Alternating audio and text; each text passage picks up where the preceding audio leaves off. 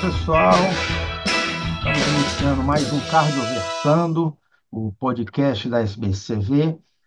Meu nome é Acrísio Valente, diretor de comunicação da nossa sociedade, e hoje nós vamos abordar um tema muito importante, um tema que está diretamente ligado a todos os cirurgiões cardíacos, que são as reoperações, né? E quem vai conversar com a gente, esse, esse amigo, foi escolhido a dedo porque eu sei que enquanto muitos fogem das reoperações, ele abraça, né? O Carlos Manuel de Almeida Brandão, ele é professor colaborador da Faculdade de Medicina da Universidade de São Paulo, cirurgião cardiovascular do Instituto do Coração, vice-presidente da SBCV, doutor em ciências pela USP, inclusive o tema da sua tese de doutorado envolvia reoperação em cirurgia valvar, enfim. E eu sei que ele faz muita reoperação no Instituto do Coração. Então, é uma pessoa super adequada para que a gente possa conversar um pouco sobre esse aspecto peculiar e tão presente na vida de um cirurgião cardíaco, que são as reoperações, né? Carlos Manuel, muito obrigado pela gentileza. Eu sei que você é super atarefado e a gente fica muito lisonjeado aí por você ter separado um tempinho para que a gente discuta sobre esse tema que eu sei que você gosta muito, que são as reoperações. Crísio, boa tarde. Eu que agradeço o convite, e parabenizo você por criar esse novo canal de comunicação na SBCCV, que é esse podcast. Tá? É uma ideia sua, fruto de um trabalho de anos, muita discussão com a diretoria, e eu estou muito feliz de ser um dos primeiros convidados por você e espero poder contribuir com esse seu canal de comunicação e com os nossos associados sobre esse assunto. Não tenho dúvida. Vamos começar. Carlos Manuel, diz para mim, todos nós reoperamos pacientes, né? Isso vem sendo cada vez mais frequente, não só no âmbito da cirurgia valvar, coronária menos comum, cardiopatia congênita muito comum. Eu que faço muita cardiopatia congênita do adulto, reopero muito adultos operados de Fallot, enfim, a gente pode conversar sobre isso mais na frente, mas eu quero escutar fundamentalmente a sua experiência, que você deu umas dicas para a gente, mas vamos começar pelo seguinte. Fala para a gente por que o tema é importante, qual a prevalência, a relevância de se conversar sobre reoperações em cirurgia cardíaca. E aproveita e diz para nós o que é que você tem visto, juntando um pouco da sua experiência com o que você já leu tanto sobre esse assunto, sobre potencialidade de complicação, por que que alguns cirurgiões não se sentem tão à vontade, fala um pouquinho do impacto em mortalidade hospitalar, enfim, fala para a gente, o que é que você pensa sobre o assunto de reoperação em cirurgia cardíaca? Cris, a prevalência das reoperações vem aumentando em toda a cirurgia cardíaca. Como você falou, na coronária nem tanto, a angioplastia ocupou grande parte desse espaço. A gente vê pouca reoperação de coronária hoje em dia, mas ela existe. E na válvula, ela, no entanto, vem aumentando, tá? Principalmente na nossa população, que é a população reumática, predominantemente, tá? E que opera muito jovem e que, na maioria das vezes, recebe uma prótese na primeira cirurgia, tá? Então, doente que foi operado com 25 anos, 30 anos, ele vai ter pelo menos mais 3 cirurgias ao longo da vida, tá? Então, a nossa proporção de recuperação é diferente dos países avançados por conta disso, predominantemente da alta prevalência da febre reumática no nosso meio, que ainda é... O Brasil ainda é o 12º lugar em prevalência, tá? Então, a gente trata bem a febre reumática. Se pegar o report do American Heart Association, que fala sobre febre reumática, tem um dos capítulos sobre febre reumática, o nível do tratamento está igual à Europa e Estados Unidos, mas a prevalência ainda é alta como o norte da África. Isso de uma forma bem resumida. Ou seja, a gente ainda vai ter muita febre reumática aqui. Nós, os cirurgiões jovens, os residentes atuais, ainda vão ter muito doente reumático para operar. Primeiro ponto é esse. O segundo ponto, a maior longevidade, quer dizer, as pessoas estão vivendo mais. A expectativa de vida das pessoas aumentou, tá? Então, aquele doente que operava quando eu era residente, não vou falar em você para você não ficar bravo comigo, mas quando eu era residente, o doente que operava com 70 anos, dificilmente ele era reoperado, tá? A grande maioria, a expectativa de vida era 77, 78, quer dizer, colocava uma prótese biológica, acabou. Hoje opera com 70 e esse doente fica até os 90, sendo seguido no ambulatório. Isso é uma realidade que mudou, tá? Então, são mais doentes que acabam indo para a reoperação. Então, esses são os dois principais aspectos que eu vejo na nossa população aqui, tá? Lógico, existem variações de país para país, mas a tendência é essa. Quer dizer, tem muito mais recuperação do que tinha nos anos 90 e no início dos anos 2000. E isso, principalmente em cirurgia de válvula. Segundo lugar, congênito, como você bem falou, e é uma área que você atua bastante. E a aorta, né? Quantas aortas? No ano 90 operava a aorta uma vez.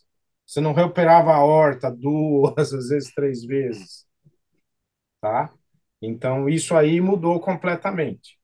Me fala uma coisa, nós temos a impressão, né, que a cirurgia de reoperação são potencialmente mais delicadas, com incidência de complicações potencialmente maior, né? Talvez até a mortalidade em algumas situações específicas seja maior, mas fala para nós o que é que a literatura mostra e qual é a sua experiência? A reoperação, eh, qual o impacto da reoperação na mortalidade hospitalar, a mortalidade tardia? Nós temos também a impressão que seja uma cirurgia de maior custo, que o paciente fica mais tempo internado. Fala um pouquinho sobre isso aí, por favor. Então, acredito isso é muito importante. E isso tem um grande impacto nos custos dos procedimentos médicos e na gestão hospitalar, que é uma coisa que há 20, 30 anos pouco se falava, mas hoje é de extrema importância, que é o quê? São cirurgias mais prolongadas, de forma geral, óbvio, tem reoperação que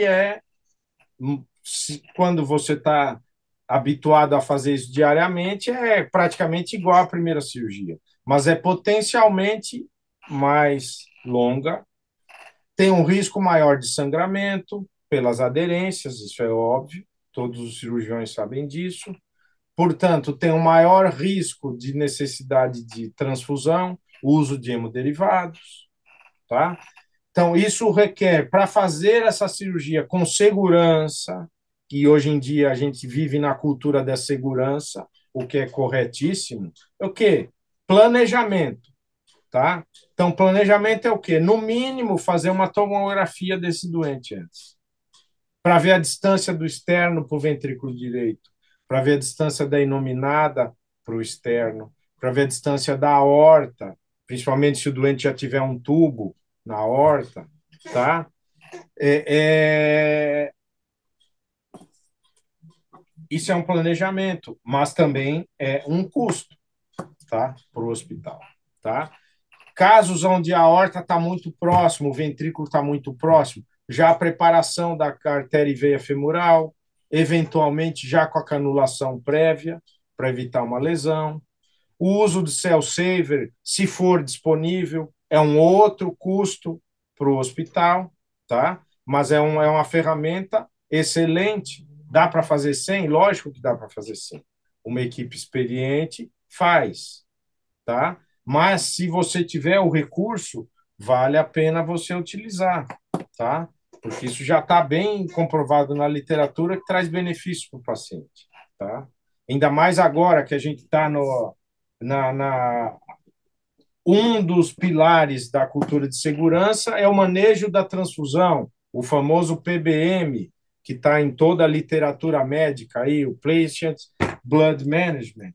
Ou seja, se você tem uma ferramenta que diminui o custo, a necessidade de transfusão, por que não utilizar? E o principal local para utilizar é na recuperação, na minha opinião, é nas recuperações, tá? São os doentes que mais se beneficiam, tá? Então, tudo isso leva a um maior custo. Teoricamente, às vezes, leva um tempo maior de SEC. Isso, na minha prática diária, não é tão verdade, mas, eventualmente, pode levar um tempo maior de circulação extracorpórea, de pinçamento aórtico. Consequentemente, maior tempo de pós-operatório e, eventualmente, até um maior tempo de internação hospitalar. Ou seja, são pequenas coisas que levam a, sem dúvida, isso leva a um aumento de custo para o hospital. Eu não tenho dúvida nenhuma. A gente sabe o quanto é difícil precificar, né, o custo de um procedimento, principalmente num paciente de SUS, né, ou dentro de uma instituição pública. São várias fontes de pagamento, é bastante complexa essa conta. Mas, seguramente, custa mais do que uma primeira cirurgia. Tá? E demanda uma maior técnica e maior dedicação da equipe. Na maioria das vezes, com maior tempo de sala cirúrgica, tempo operatório, né? De toda a equipe cirúrgica, anestésica, perfusão e etc. Enfermagem. Como você falou bem, existe uma certa heterogeneidadezinha entre situações em reoperação, claro. Mas me diga se você concorda comigo. Talvez por isso que a gente não tem como afirmar que todo cirurgião, eu diria até que isso não é verdade, é, encara uma reoperação com a mesma tranquilidade que uma primeira cirurgia. Eu arrisco a dizer que não. E a gente sabe que existem cirurgiões que não gostam de reoperações e que até encaminham essa reoperação. Eu entendo que isso aconteça por isso tudo que você falou, e, em geral, são cirurgias mais longas e até mais cansativas para nós, né, Carlos Manuel? E o cirurgião cardíaco, ele trabalha com vasos de alta pressão, a aorta ali, né? Então, se você imaginar que uma reoperação está tudo grudado, os riscos para o paciente, até para nós que estamos manipulando ali toda aquela área, são maiores, né? Você concorda com isso? Sim, sem dúvida. E assim, tem bastante coisa na literatura já publicada. Quer dizer, a mortalidade de uma reoperação, em geral, que, como você falou, é uma população muito heterogênea. Quer dizer, a gente está falando de reoperação, tem aquele doente do seu consultório que colocou uma prótese biológica há 10 anos e que a prótese começou a calcificar e ele começou a ter sintoma. E você vai reoperar esse doente de uma forma eletiva. E na outro extremo tem aquele doente que colocou uma prótese mecânica há 5 anos e que, por um mau uso da anticoagulação, chega em trombose de prótese no pronto-socorro e que você tem que operar ele em horas. Tá? Então, nós temos esses extremos. Nesse meio tem aquele doente que colocou uma prótese em outro estado e chega encaminhado, chega aí em Fortaleza, está com a prótese aórtica solta por endocardite com abscesso de anel. Então, ou seja, é uma população muito heterogênea, falando só da válvula. Lógico, se pegar congênito é muito mais heterogênea esse grupo de pacientes. Então, Quando a gente fala em reoperação, tem que ponderar muito bem isso, tá? Não é aquele doente do consultório, esse do consultório que está com a prótese, que começou a calcificar, que está em classe funcional 2 para 3 e que você programa a cirurgia dele, ele vai ter um risco quase igual à primeira cirurgia. Se você fizer a cirurgia bem programada, com todos os cuidados, e com uma equipe e um hospital preparado para essa cirurgia. O outro extremo, ele vai ter uma mortalidade 3, 4, 5 vezes maior. Tá? Então, esse é um ponto. Quando eu digo em preparação, e eu falei da tomografia, foi de propósito, porque já tem várias publicações da literatura que mostram que, utilizando a tomografia para ver a distância dos principais vasos, dos grandes vasos, como você destacou, do ventrículo direito, e fazendo um planejamento, um acesso diferenciado, você minimiza o risco de ter um acidente grave. Tá? O que é acidente grave em reoperação? É pegar a aorta, grandes vasos ou ventrículo direito, ou eventualmente um tubo da aorta, ou um tubo VDTP em congênito, ou um enxerto, uma ponte de safena que está para DA, por exemplo. Tá? Então, se você lesa um vaso grande, isso já está bem sedimentado, você aumenta em 10 vezes o risco de mortalidade desse paciente. Então, se ele tinha um Euroscore de 2, 3 calculado, se você lesar um vaso, vai para 20, 30 o risco de óbito desse doente. Então, justifica fazer uma tomografia e justifica, na eventualidade dessa proximidade, você já fazer uma preparação diferenciada, já deixar canulado a artéria e veia, antes de serrar, se tiver um acidente, você minimiza, reduz a mortalidade desse paciente. Tá? E quando a gente fala em mortalidade, e isso também é bastante heterogêneo, são as críticas que se fazem a esses trabalhos, que é o quê? Além da mortalidade ser maior no intraoperatório, desculpe, na fase hospitalar, é no pós-operatório tardio. Então, são doentes que vivem menos após uma reoperação. Tá? Mas aí tem essa diferença, como eu falei, dependendo da etiologia da causa da reoperação. Tá? Perfeito. Falando sobre planejamento, que é algo muito importante, vamos fazer uma brincadeira aqui. Nós também operamos em hospital público, você e eu aqui. Eu opero em alguns hospitais públicos que, até pela logística de licitação, tudo, não é incomum nós termos problemas de material e os doentes estão ficando cada vez mais graves, né? Mais complexos, aquele doente mais simples está desaparecendo, né? Então, eu vou te falar aqui um material e você vai me dar uma nota de 1 a 10, onde 10 é fundamental e você suspende a cirurgia se não tiver, e 5 pode ser ou pode não ser, e abaixo disso, se não tiver, tudo bem. Vamos fazer isso? Tomografia pré-operatória de tórax. Como é que você graduaria a importância dela? Se for eletivo, tem que fazer. Vamos falar de eletivo. Eletivo. Se for Emergência eletivo, tem que fazer. Você vai, prescreve na enfermaria de noite, faz e você vê antes da cirurgia de manhã. sem Ponto. contraste, tá bom? Sem contraste, não precisa de contraste, absolutamente não precisa de contraste. Para o que a gente precisa ver, não precisa de contraste. Num caso eletivo, se não deu para fazer a tomo, você suspende? Se o doente, se é, eu prefiro suspender, para fazer com segurança, sim. Tá. Cânulas femorais na sala. Fundamental? Tem que ter, tem que ter. Se você tiver uma intercorrência, algumas vezes a gente consegue resolver por cima, tampona, coloca a sonda de Foley, etc, não sei o quê. Mas às vezes, dependendo do tipo de lesão, você vai ter uma perda sanguínea muito grande. A única solução mais segura é canular pelo menos a artéria femoral para ir repondo o volume que você aspira até poder controlar o sangramento ativo. É super importante ter É na sala. super importante, cânula de artéria femoral. A gente sabe que, por vezes, temos problemas de entrega, de fabricação, questão de importação, licitação, pregão, etc. Faz parte.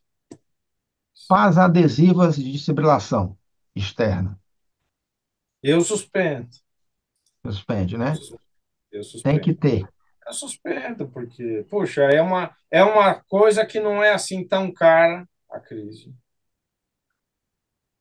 que dá uma segurança tão grande.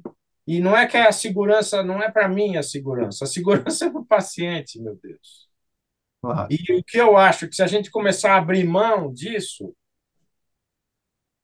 entendeu? Por exemplo, o gestor, estou falando de uma forma hipotética, o gestor do hospital A. O doutor Carlos quer a placa, mas o doutor Acrísio não quer. Nós dois recebemos a mesma coisa. Manda o doutor Carlos embora. Marca tudo para o doutor Acrísio. Estou levando um caso extremo. Eu acho que certas coisas, aquilo que diz respeito à segurança do paciente, a gente não pode abrir mão. Porque isso não é um capricho do cirurgião, tá? Quer dizer, não é que, porque, poxa, a placa de desfibrilador externo, qualquer UTI tem por aí, qualquer lugar tem. Por que não vai ter dentro do centro cirúrgico para fazer uma terceira, quarta cirurgia de válvula? Ou de uma criança complexa, ou de um guche?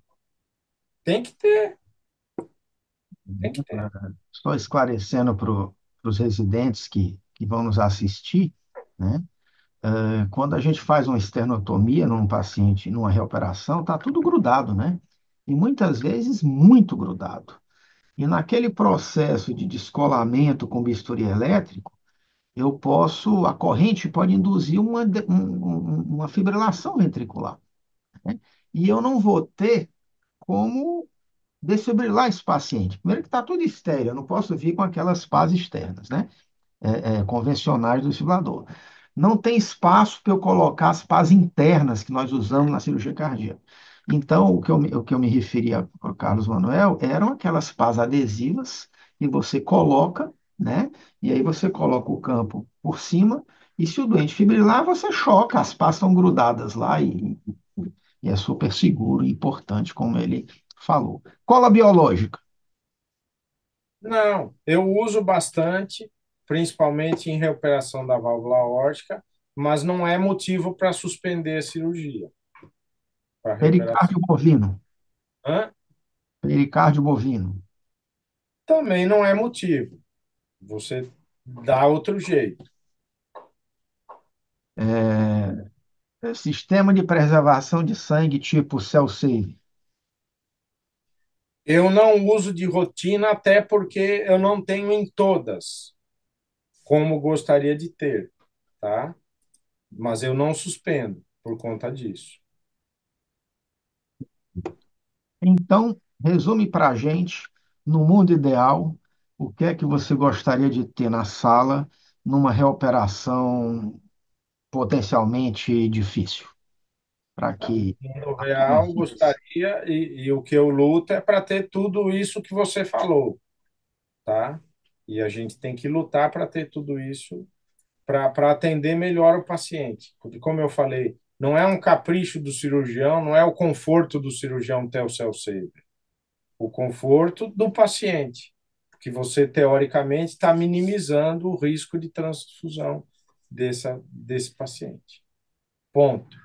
Simples assim, tá? E a gente tem que pensar nesse sentido, tá? Acho que acabou a época de falar, eu gosto disso, eu gosto daquilo.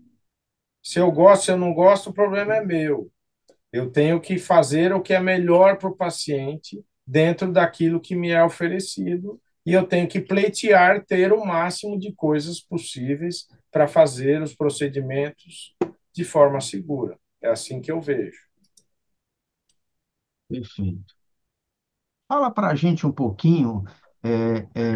Eu acho que em qualquer cirurgia cardíaca, e principalmente em reoperações, sempre é complicado quando a gente tem que correr atrás, né? Então a gente tem que sempre sair na frente e prever o máximo possível o que pode acontecer, né? Então, já falamos de planejamento, o que você acha importante, e sobre fatores de risco, fala um pouquinho para mim, fatores de risco, scores, tem alguma coisa que você usa na sua rotina, no Instituto do Coração, no que diz respeito a reoperações? Alguma coisa que você já vai, como opa, esse caso aqui, dentro do universo de reoperação, né, que já são esses casos mais potencialmente mais complicáveis, enfim, mas dentro do universo das reoperações, quais são os fatores de risco plus, né? Você usa algum score? Ou são os scores usuais para cirurgia cardíaca? Como é que você se conduz? Então, especificamente, você perguntou do INCOR. O score que a gente utiliza é o Euroscore 2, tá? Para cirurgia de válvula, lá, tá? E assim, não tem uma regra muito rígida. O que nós temos é que os doentes de alto risco são amplamente discutidos na reunião do Heart Team, tá? E que preferencialmente são direcionados para o tratamento transcatéter, se for factível, porque a gente sabe que não é todo doente que pode ir para transcatéter, tá? Se o doente tiver uma prótese e 19 na posição aórtica, a gente sabe que colocar um valve em valve dentro de uma prótese 19 não vai ter um bom resultado, tá? Então, esse é o resumo, por assim dizer. Então, a gente utiliza o Euroscore 2 e a gente, se o doente for de alto risco, preferencialmente vai para cirurgia transcatéter. Mas isso se for factível ou não. Quanto aos fatores de risco, você até comentou da minha tese do doutoramento, que a gente analisou isso já tem, a publicação já tem 20 anos já se vão 20 anos dessa publicação. E o que a gente vê, e até hoje é a mesma coisa, não mudou muito. A maior parte dos fatores de risco, que eu estudei fatores de risco pré e intraoperatórios, os fatores que tiveram impacto, que foram preditivos, independentes de mortalidade, foram só fatores pré-operatórios. Classe funcional, creatinina, fração de ejeção de ventrículo esquerdo baixa, tá? Todos aqueles outros fatores intraoperatórios, tempo de SEC, tempo de pensamento, na análise multivariada, eles caíram por terra, tá? E por isso que a gente até nesses scores a gente não vê muito isso, né? A gente vê a maioria dos fatores disso são quase sempre pré-operatórios, tá? Endocardite, óbvio, né? Ainda continua sendo um fator de risco. E a idade que era tinha um impacto maior, né? Se pegar o Euroscore 1 do início dos anos 2000, a idade avançada tinha um impacto grande. Hoje em dia, menos. Então, isso por conta da melhora da UTI, melhora na anestesia, melhora até na técnica cirúrgica e nos instrumentos, no material que a gente utiliza hoje em dia, inclusive as próteses. Então, tudo isso teve um impacto nisso, tá? Então, assim, não tem uma regra muito rígida, entendeu? A Cris, olha, acima de tanto vai para TAV e abaixo de tanto vai para cirurgia. É caso a caso, tá? Mas, em resumo, doentes de alto risco, se factível, vão para TAV, tá? Perfeito. Você acha que você diria, você estudou bem isso na sua tese de doutorado, mas como você bem disse, se passaram aí 20 anos e a medicina em constante evolução. Existe alguma coisa na literatura, você que gosta disso enfim, sem dúvida que lê mais sobre isso do que eu, sobre terceira troca, dupla troca, reoperação terceira vez, quarta vez, que assim, nós tendemos a achar que são doentes mais de tecido mais friável, mais perigoso, mais complicado, enfim. Tem alguma coisa na literatura que diga alguma coisa sobre isso? Caso algum estudo que diga que dupla troca, estou falando tudo em reoperação. Nosso assunto aqui é reoperação. Se reoperação de dupla troca, terceira cirurgia, quarta, uma prótese específica, posição aórtica, posição mitral. Existe alguma coisa na literatura que fale que determinada situação cursa com maior risco ou não?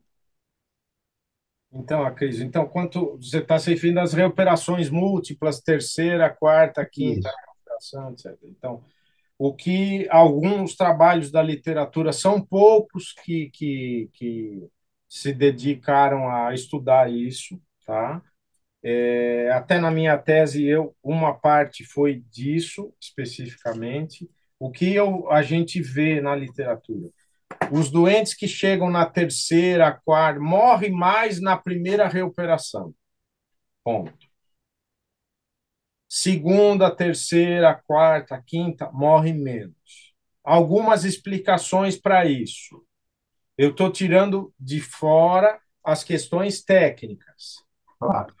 Então, nós estamos dentro de serviços com equipes especializadas, com todos os recursos, etc. Tá? O doente, primeira explicação, a primeira reoperação que a maioria dos doentes que morrem são os doentes que já têm disfunção do ventrículo esquerdo, endocardite, tá? Que a gente sabe que tem uma mortalidade maior pela própria doença, não pela cirurgia em si, tá? Então, esses morrem na primeira. O doente chega na terceira, na quarta, na quinta reoperação, é aquele doente jovem que a gente colocou uma prótese com 20 anos, reumático, reoperou ele com 27, reoperou ele com 35, reoperou ele com 42, vai reoperar ele com 50 e pouco. Teoricamente, você está preservando Porque o ele é coração, mais né? jovem, ele operou com uma função ventricular normal quando era jovem, entendeu? Ele tem boa função renal, ele não tem problema pulmonar, etc. Aqueles outros que já tem DPOC, tem hepatopatia, tem várias outras comorbidades, ele não chega na terceira, na quarta cirurgia, tá? Quais são as exceções? Isso a gente pode ver pela programação, ou seja, pela tomografia. A questão do tecido está mais friável, está mais fibrosado, está calcificado. Puxa, é quinta cirurgia, vai estar tudo calcificado, eu não vou conseguir chegar no ato esquerdo. Você pode ver isso numa tomografia, hoje em dia, tá? Fala, não, ó, o ato esquerdo está aqui, o ato esquerdo é grande, o acesso por aqui é grande. Ou, eventualmente, você pode ir por uma toracotomia lateral e fazer com menor agressão, tá? Então, isso a questão, o que assusta para mim não é ser terceira, quarta, quinta.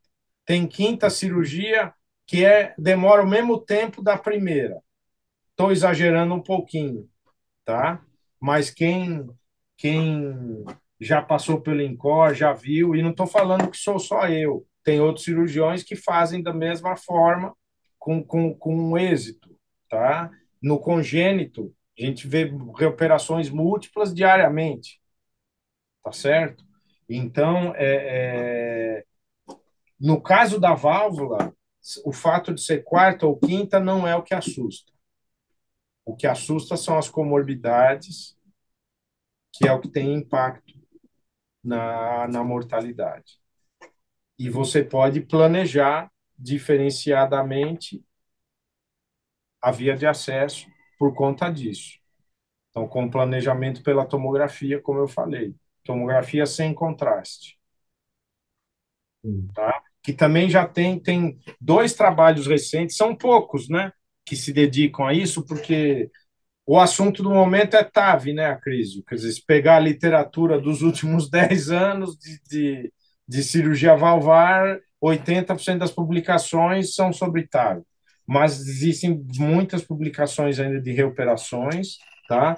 E o que a gente vê é que a simples utilização da tomografia como uma ferramenta para planejamento, para ver se tem calcificação, para ver se tem fibrose, para ver a proximidade dos grandes vasos, já teve um impacto na mortalidade dos serviços que utilizam isso, tá?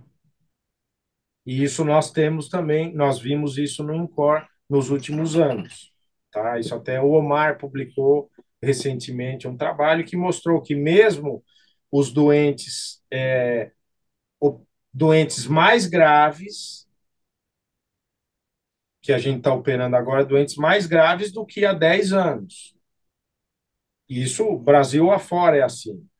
Mesmo com doentes mais graves, a mortalidade reduziu.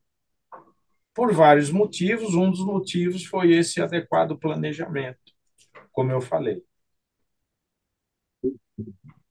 Como que essa estratégia que você falou de entrar em SEC e fazer a esternotomia em SEC é uma estratégia que eu acho interessante e, e que eu já fiz com alguma frequência, a gente faz com alguma frequência, principalmente nos adultos operados de falô na infância e que estão com insuficiência pulmonar importante, que a gente vai colocar uma prótese pulmonar, porque em geral esses pacientes eles estão com o ventrículo direito muito dilatados, né? Então, aqui ou acolá, eu entro em SEC por baixo, canulação femoral e arterial, às vezes nem sem canulação jugular, né? Só com uma cânula femoral longa, indo até o ato direito, normotermia, descomprimo, abro o externo e saio de SEC para completar o descolamento, né?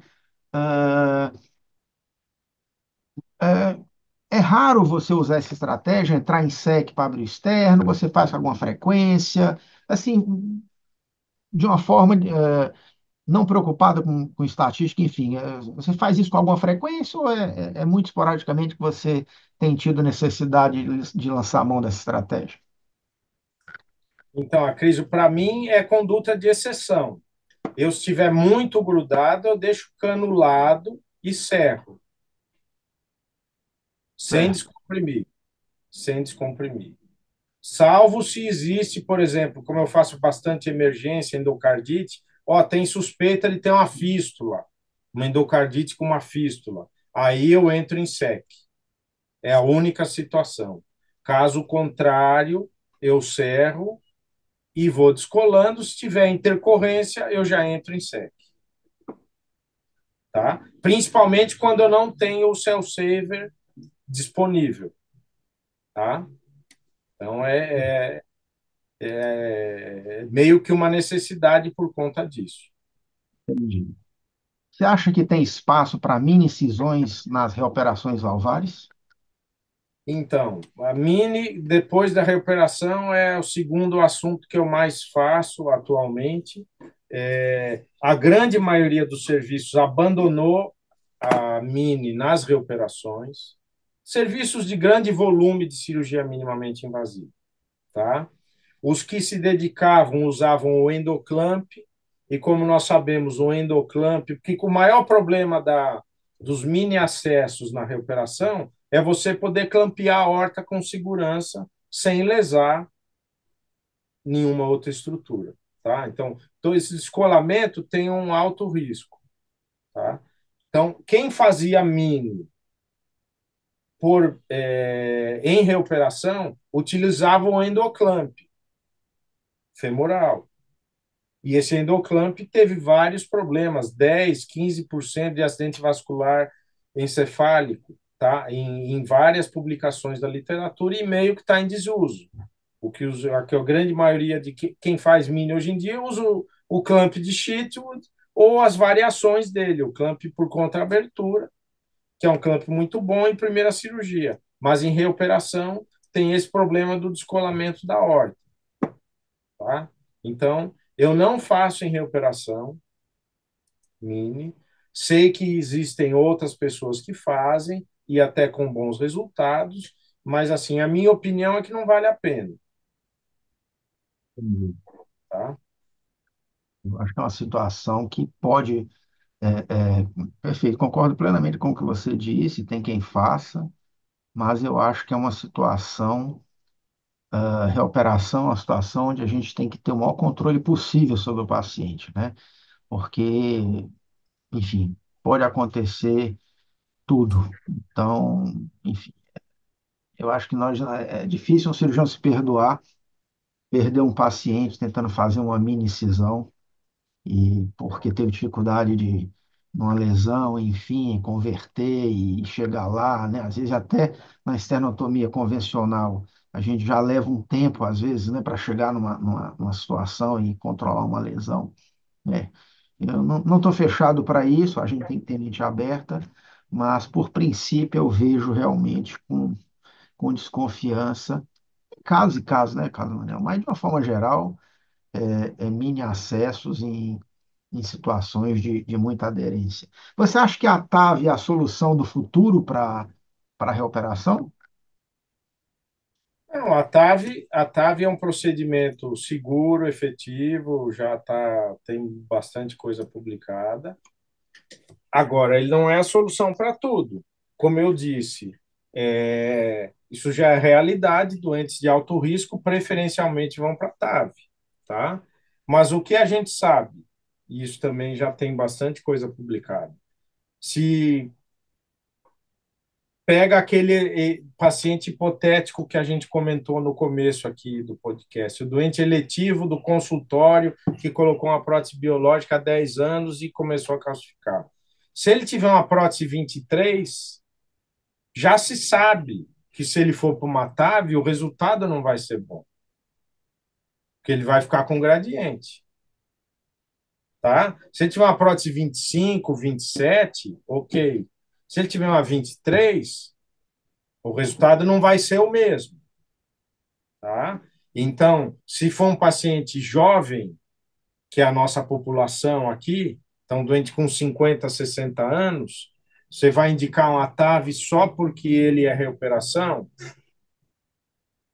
Alto lá, tem que ver o tamanho da prótese, uma série de coisas. Ah, mas a gente vai lá e quebra o balão da prótese. Perfeito, já sabemos que existem dispositivos que fazem isso, mas tem algumas próteses que não quebram o anel. A gente conhece. Inclusive, tem uma prótese nacional que não consegue quebrar o anel. O anel é tão bom que não quebra, tá?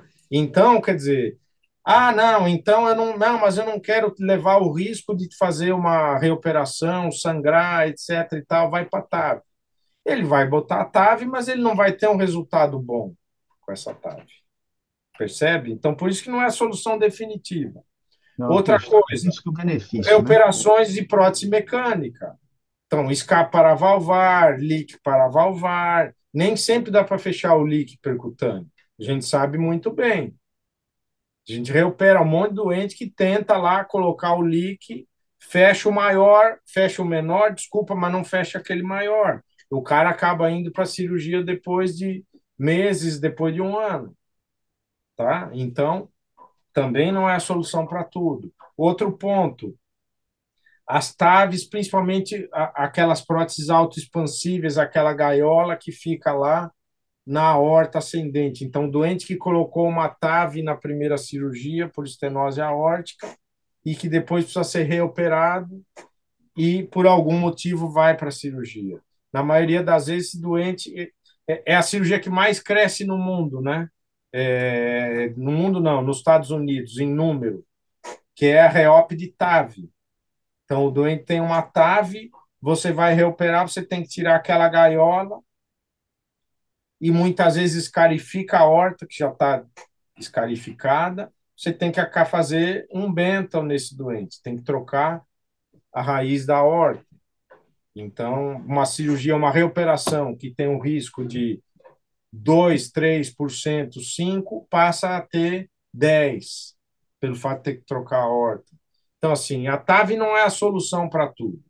É um bom procedimento, seguro, efetivo, tem as indicações, eu não sou contra de forma alguma. Mas a gente não pode generalizar as coisas. Quer dizer, muita gente fala, acabou a reoperação porque vai ser tudo TAV. Não é verdade. Tem aqueles doentes que a gente opera 2, 3 vezes endocardite, fica com aquelas cavidades, aqueles pseudoaneurismas, não é doente para ir para TAV.